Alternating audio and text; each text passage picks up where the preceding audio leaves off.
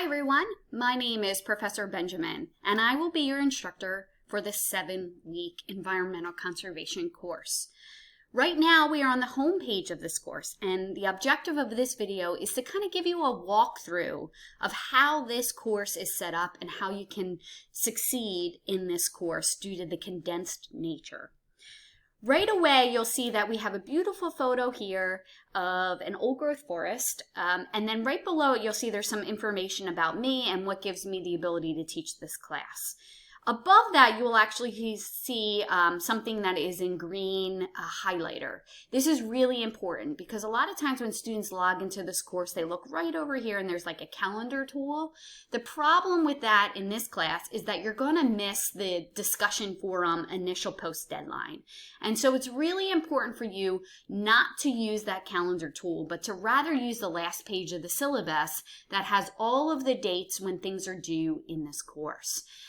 Most of the dates are dead on, but the problem with the initial post and the response post for our discussion posts is the fact that the initial post is due by Wednesday each week, and the response post is due by Friday. And what happens is that you see the response post deadline for Friday, and people forget about that initial post that's due by Wednesday. So it's something really important for you to make sure that you are aware of before you begin this course.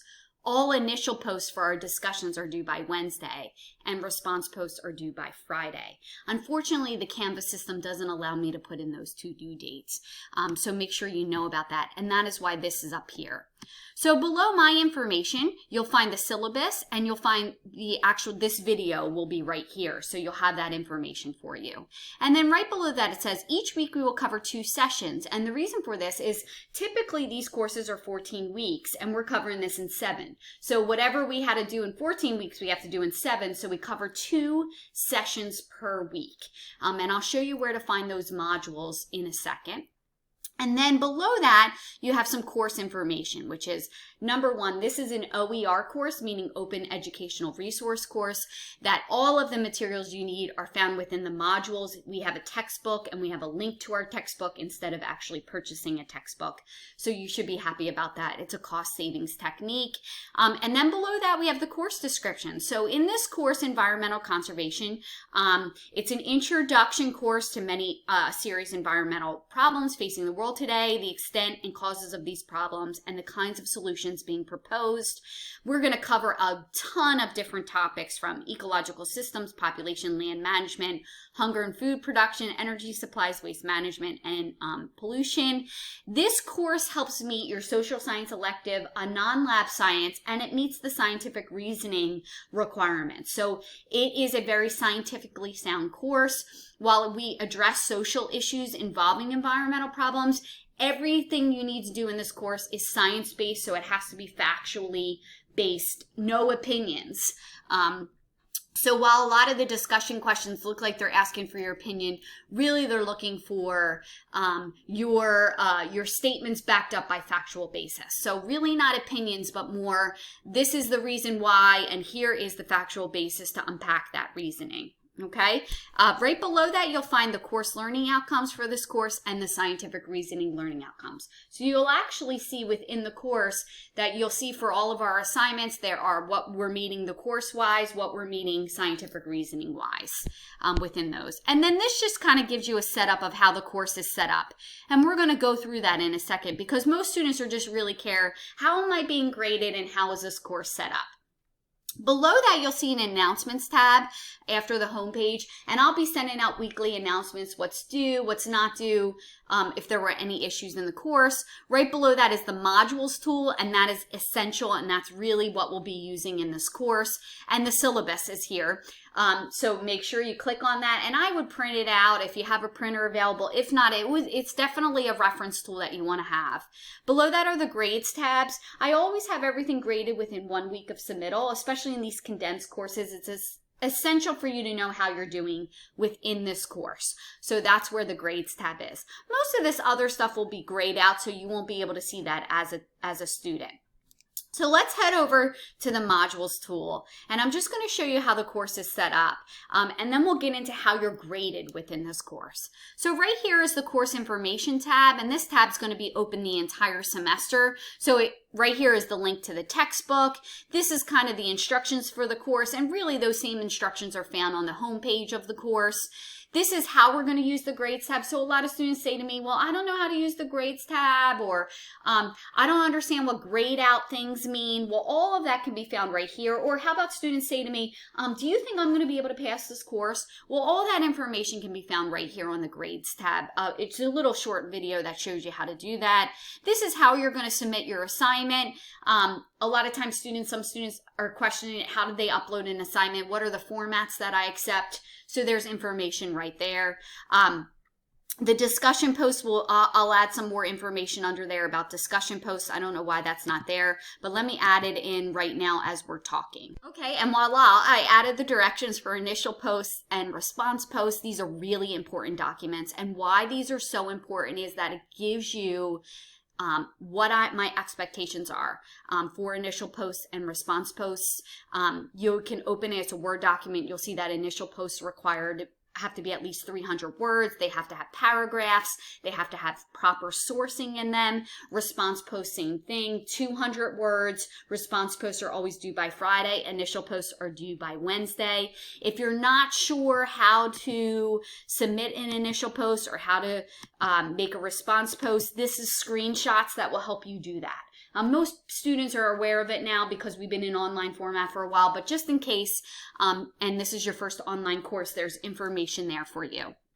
If you're not sure how to cite references yet, maybe you just came out of 098, 099, or maybe an ESL class, and you're still not sure about how to cite, I'm a stickler for it because this is a scientific reasoning course. So you need to know how to use in-text citations, that is, sources showing where your sources that you used are in there, in your posts, and then you properly source them in MLA formatting at the end of your post.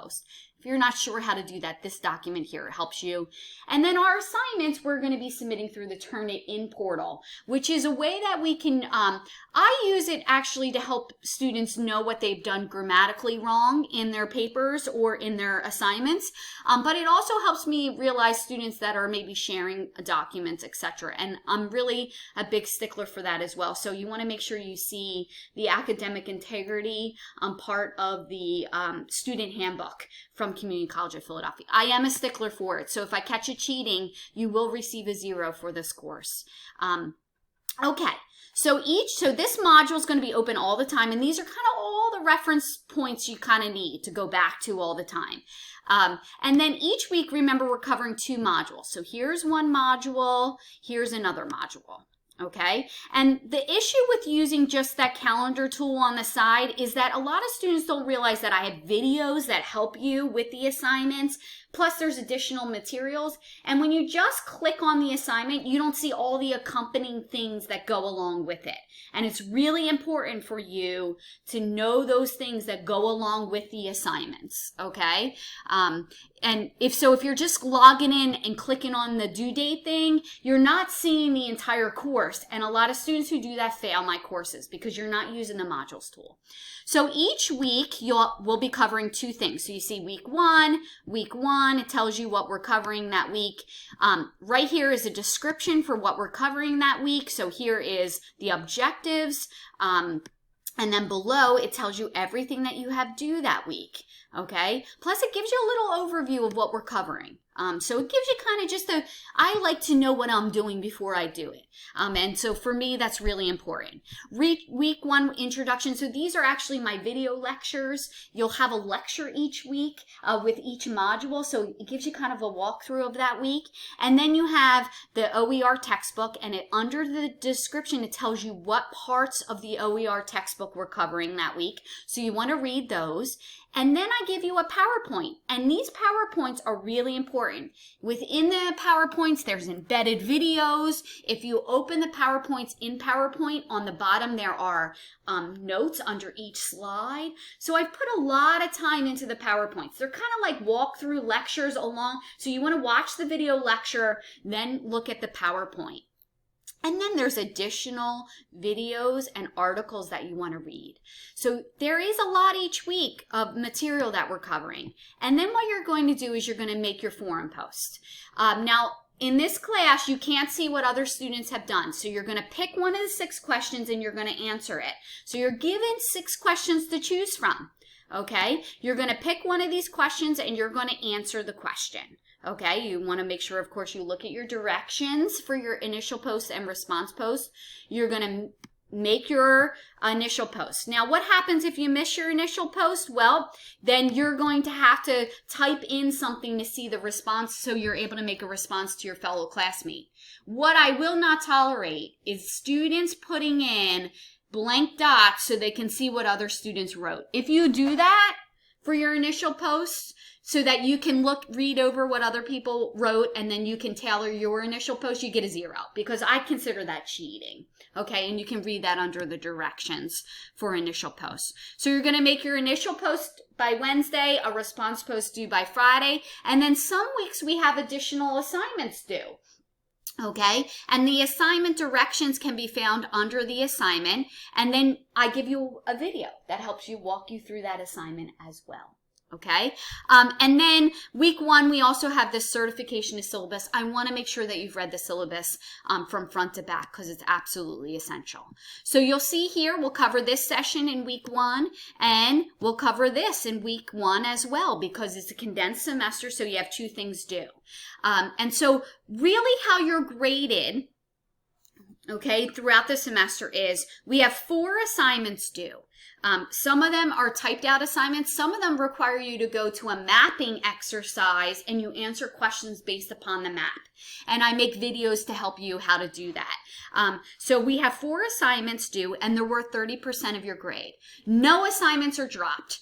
I do not accept late work in this class, so if you miss a deadline, you miss the deadline. But you're given 4 assignments. If you miss the assignment due date, sorry, I can't help you. No matter what it is, because I want all my students to have the same exact expectations. If I give one student a break and not another student, that is not fair to those students. So it's important for me as an instructor that everyone is given the same requirements in the beginning of the semester and everyone's from the same playing field. Okay, so I cannot give extensions to one and not to the other. It's not fair and I can't do that. So there are no extensions in this class. Assignments I cannot give. There's no drop dates or anything. You have to do the 4 assignments that are due throughout the semester. The other thing you're graded on is quizzes. They're worth 40% of your grade. You're given 4 quizzes throughout the semester. One of those is dropped. Okay, and then the other thing you're graded on are forum posts. So you have 2 forum posts due each week. They're worth 30% of your grade, and you get 2 of those dropped, okay, throughout the semester. So you are given some drop grades. I just can't give assignment drop grades because the learning outcomes are found within those. Okay, so it's really important. So you have 4 assignments due, you have quizzes due, and you can see where the quizzes are due. Look, quiz 1 is due session 1, 2, and 3, and guess what? I actually give you the quiz questions before the actual quiz. And look at this. So you have to type them out before the quiz because you're only given 45 minutes to take the quiz.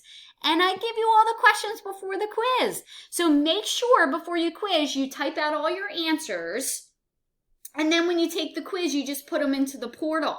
And I even tell you where to find the questions. Question 1 is found here, and I tell you where to find the answers for the quiz questions. So make sure that before the quizzes, you are aware of that. So assignments are worth 30% of your grade. There's 4 of them throughout the semester. None of those are dropped. Quizzes are worth 40% of your grade. You're given 4 of them throughout the semester. Your lowest one is dropped.